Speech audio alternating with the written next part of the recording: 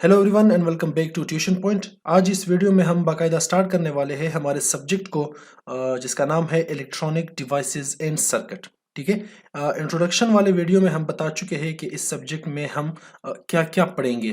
ठीक है, सेमीकंडक्टर पढ़ेंगे, सेमीकंडक्टर किस तरह बनता है, फिर इसके बाद सेमीकंडक्टर से फिर जो डिवाइसेस बनते हैं इलेक्ट्रॉनिक डिवाइसेस उसको हम फिर पढ़ेंगे और इसके सर्किट्स किस तरह होंगे, इसको सर्किट में इम्प्लीमेंट किस तरह करेंगे उस डिवाइसेस को, उसको हम पढ़ेंगे। लेकिन इससे पहले हमें पता होना चाहिए कि इलेक्ट्रॉन क्या होता है, प्रोटॉन क्या होता है, एटम का स्ट्रक्चर किस तरह होता है। तो ये चीजें हमें पता होनी चाहिए। इसलिए जो ये दूसरा लेक्चर है इलेक्ट्रॉनिक डिवाइसेस इन सर्किट का, इसमें हम पढ़ेंगे बोहर्स एटॉमिक मॉडल। ठीक है, कि बोहर ने जो मॉडल बनाया था एटम का वो किस तरह था, उसमें क्या क्या चीजें थी, कौन से पोस्टुलेट्स थी, वो हम पढ़ेंगे ताकि आगे जब हम सेमीकंडक्टर्स बनाएंगे एन टाइप पी टाइप उसमें आप लोगों को आसानी हो। तो चलिए वीडियो को स्टार्ट कर लेते हैं। Hey there. Subscribe to my channel. And also press this bell icon. Bohr's atomic model पहले प्रपोज्ड किया था नील बोहर ने 1913 में। नील बोहर ने अपने मॉडल में 4 मेन पोस्टुलेट बताए हैं एटम के बारे में, और वो एक एक करके हम आगे समझने वाले हैं। पहला क्या था, an atom has positively charged nucleus at its centre. Niels Bohr ने बताया कि एटम का जो सेंटर है वो एक्चुअली क्या है, पॉजिटिवली चार्ज न्यूक्लियस है, और एटम का पूरा जो मास है वो एक्चुअली क्या है, न्यूक्लियस के अंदर है। अब इलेक्ट्रॉन का भी मास होता है, इस तरह नहीं कि इलेक्ट्रॉन का मास नहीं है, लेकिन इलेक्ट्रॉन का बहुत ज्यादा कम मास होता है जो कि निग्लिजिबल होता है। तो ज्यादातर जो मास है न्यूक्लियस के अंदर है, और न्यूक्लियस के अंदर जो मास है उसी को मास ऑफ द एटम भी कहते हैं। दूसरे पोस्टुलेट में उन्होंने बताया कि इलेक्ट्रॉन जो है वो रिवॉल्व करते हैं न्यूक्लियस के इर्द गिर्द एक खास ऑर्बिट में, जिसको उन्होंने नाम दिया डिस्क्रीट ऑर्बिट। ठीक है, अब ये इलेक्ट्रॉन है, ये इर्द गिर्द रिवॉल्व करते हैं एक स्पेसिफिक ऑर्बिट में। इसके बाद जो है these orbits are called shell और एनर्जी लेवल। ये ऑर्बिट्स जो है, अब वो क्या बता रहा है इसमें कि ये शेल है और एनर्जी लेवल। एनर्जी लेवल का क्या मतलब है, ठीक है, उसको पहले हम नाम देते हैं। इसको आप इस तरह भी कह सकते हो कि के, एल, एम और फिर एन और एटसेट्रा, और इसी तरह भी कर सकते हो कि 1 2 3 एंड 4 एंड सो ऑन। ठीक है, तो ये अब एनर्जी लेवल क्यों है ये हम आगे फिर डिस्कस करेंगे कि इसको एनर्जी लेवल उन्होंने क्यों बताया। अब वाइल रिवॉल्विंग इन डिस्क्रीट ऑर्बिट, ठीक है, नील बोहर ने ये भी बताया कि जब ये एक स्पेसिफिक जो ऑर्बिट है डिस्क्रीट ऑर्बिट, अगर इसमें ये रिवॉल्व कर रहा है तो ये रेडिएशन जो है वो एमिट नहीं करेगा, एनर्जी एमिट नहीं करेगा। ठीक है, अगर ये फॉर एग्जांपल ये इस ऑर्बिट में रिवॉल्व कर रहा है तो ये कोई एनर्जी एमिट नहीं करेगा। लेकिन अगर ये यहां पर आता है इस ऑर्बिट में तो ये ऑब्वियसली एनर्जी जो है वो क्या करेगा, एमिट करेगा। ठीक है, तो चलिए आगे देखते हैं। एक एक पोस्टुलेट हम आगे डिस्कस करने वाले हैं ताकि आप लोगों को सही से समझ आ जाए। मैं सिलिकॉन जो है एग्जांपल के तौर पे मैं ले रहा हूं ताकि आप लोगों को सही से समझ आए। अब सिलिकॉन में क्या है, इसका एटॉमिक नंबर क्या है। सबसे पहले एटॉमिक नंबर, अगर आप पीरियोडिक टेबल में देख लो तो इसका एटॉमिक नंबर है 14 एटॉमिक नंबर है। इसका मतलब यह है कि इसमें 14 इलेक्ट्रॉन्स होंगे। ठीक है, इसका मतलब यह है कि इसमें 14 इलेक्ट्रॉन्स और 14 प्रोटॉन्स होंगे। अब नील बोहर ने बताया कि अब ये इलेक्ट्रॉन जो है ये ऑर्बिट्स में तकसीम होंगे। ठीक है, डिवाइडेड होंगे ऑर्बिट्स में। लेकिन ऑर्बिट में किस तरह डिवाइड होंगे, ऑर्बिट में ये इलेक्ट्रॉन जो है, अब देखो ये फर्स्ट ऑर्बिट है, second orbit and third orbit.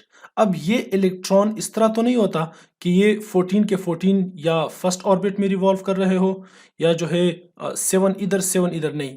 इसका उन्होंने एक अलग सा पैटर्न बनाया कि ये डिस्ट्रीब्यूट होते हैं किस तरह, 2 into n स्क्वायर। ठीक है, इस तरह जो है वो डिस्ट्रीब्यूट होंगे। अब यहां पर n का मतलब क्या है, n का मतलब है नंबर ऑफ ऑर्बिट या नंबर ऑफ शेल। ठीक है, कि ये कौन सा शेल है या कौन सा ऑर्बिट है। फॉर एग्जांपल अगर मैं यहां पर बात कर लूं फर्स्ट ऑर्बिट में, कि फर्स्ट ऑर्बिट में कितने इलेक्ट्रॉन्स होंगे, तो 2 into 1 square is equal to 2 into 1 and it's 2। इसका मतलब कि फर्स्ट ऑर्बिट में 2 इलेक्ट्रॉन्स, ठीक है।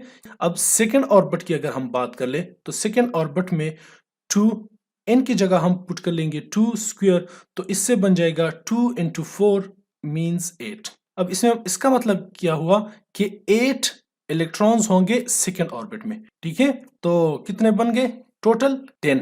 अब थर्ड ऑर्बिट में अगर हम बात कर ले, ठीक है, तो थर्ड ऑर्बिट में कितने होंगे 2 इंटू 3 स्क्वायर, तो इससे बन जाते हैं 2 इंटू 9 18। लेकिन अगर आप यहां पर गौर कर ले, ये दोनों कितने बन गए 10, बाकी कितने रहते हैं 4। तो इसका मतलब कि थर्ड ऑर्बिट में हमारे पास सिलिकॉन के एटम में 4 इलेक्ट्रॉन्स होंगे। ठीक है, अगर इसका एटॉमिक नंबर 16 होता तो यहां पर थर्ड ऑर्बिट में 6 इलेक्ट्रॉन्स होते। ठीक है, और अगर इसका एटॉमिक नंबर बहुत ज्यादा हाई होता तो थर्ड में फिर कितने होते मैक्सिमम 18 से ज्यादा नहीं होते। 3 ऑर्बिट इसमें बनते हैं, फर्स्ट में 2 इलेक्ट्रॉन, फिर सेकंड में 8 इलेक्ट्रॉन, और फोर्थ थर्ड में फिर 4 इलेक्ट्रॉन। ठीक है, तो ये हो गया इसका स्ट्रक्चर। ठीक है, इसकी समझ आ गई। दूसरे पोस्टुलेट में बोहर कहता है कि फॉर एग्जाम्पल अब ये है एन न्यूक्लियस। ठीक है, ये हो गया न्यूक्लियस जो कि पॉजिटिवली चार्ज है, और ये क्या है इलेक्ट्रॉन्स है, इसकी अपनी एनर्जी है। अब ये फर्स्ट शेल जो है या फर्स्ट ऑर्बिट है, इसकी अपनी एनर्जी होगी, इसकी अपनी एनर्जी होगी, और यहां पर अगर थर्ड ऑर्बिट बनता है तो इसकी अपनी एनर्जी लेवल। फॉर एग्जांपल यहां से यहां पर डिस्टेंस जो है वो है r1। ठीक है, फिर यहां से न्यूक्लियस से यहां पर जो डिस्टेंस है वो है r2। ठीक है, और यहां से अगर मैं ले लूं थर्ड ऑर्बिट जो कि फॉर एग्जांपल यहां पर बनती है ये थर्ड ऑर्बिट, तो ये डिस्टेंस होगा r3। अब इस ऑर्बिट का जो कि r1 पे है उसका एनर्जी जो है वो बहुत ज्यादा कम होगा। ठीक है, तो मैं यहां पर इस तरह लिख सकता हूं कि energy of radius 1 is less than energy of radius 2 less than energy of radius 3 and so on. ठीक है, मतलब जो न्यूक्लियस के सबसे ज्यादा नजदीक है उसकी एनर्जी कम होगी, फिर R2 की इससे ज्यादा होगी, R3 की सबसे ज्यादा होगी, एंड सो ऑन, इस तरह आगे चलता जाएगा।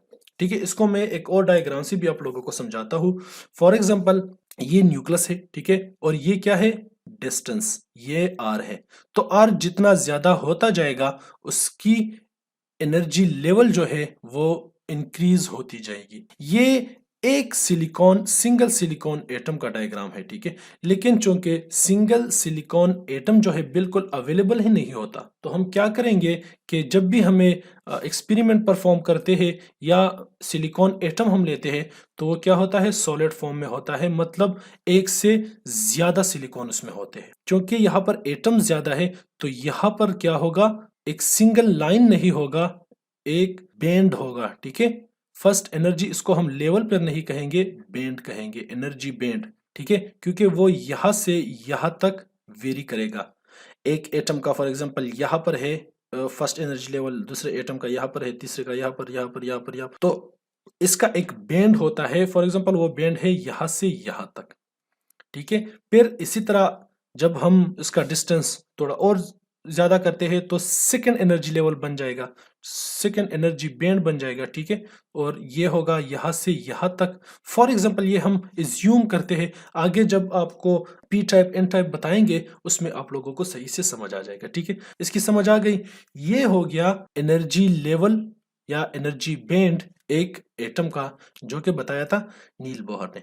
सो नील बोहर ने हमें एक मॉडल दिया एक एटम का कि उसके एटम किस तरह होता है। ठीक है, तो उन्होंने सबसे पहले बताया कि इसका जो है पॉजिटिवली चार्ज बॉडी होती है इनसाइड या the centre of the atom. ठीक है, ठीक है, और एटम का जितना भी मास है वो उनके सेंटर में होता है, मतलब न्यूक्लियस। ठीक है, दूसरा उन्होंने बताया कि इलेक्ट्रॉन्स जो है वो रिवॉल्व करते हैं अराउंड द न्यूक्लियस। ठीक है, न्यूक्लियस के इर्द गिर्द जो है वो रिवॉल्व करते हैं in specific orbit called discrete orbit. ठीक है, ये बताया। तीसरा उन्होंने बताया कि जब तक ये इलेक्ट्रॉन रिवॉल्व करेंगे तो ये energy it does not emit radiation. ठीक है, तो वो रेडिएशन एमिट नहीं करेगा।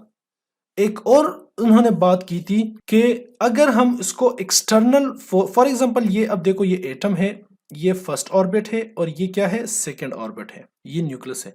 फॉर एग्जांपल एक इलेक्ट्रॉन यहां पर जो है वो क्या करता है, इर्द गिर्द रिवॉल्व करता है।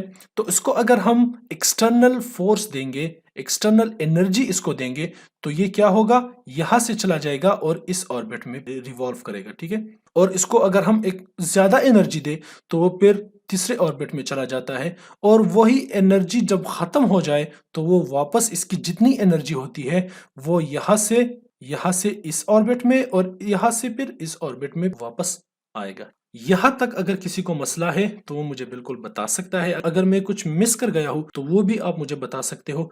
इंशाल्लाह आई विल ट्राई कि मैं आपकी ये कंफ्यूजन जो है वो दूर करा सकूं। तो मिलते हैं नेक्स्ट वीडियो में इंशाल्लाह, जो कि होगी energy bands of conductor, insulator and semiconductor. तब तक अपना ख्याल रखिएगा। अल्लाह हाफिज।